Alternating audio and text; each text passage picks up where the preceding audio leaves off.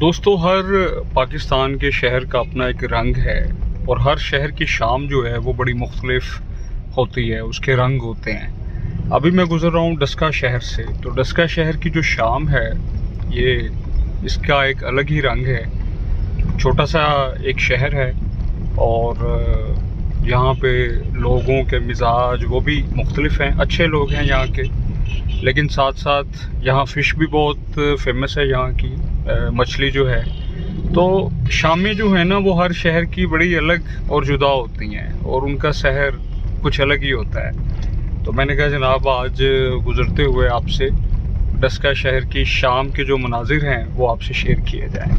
अपना बहुत सारा ख्याल रखिएगा। Love you, take care.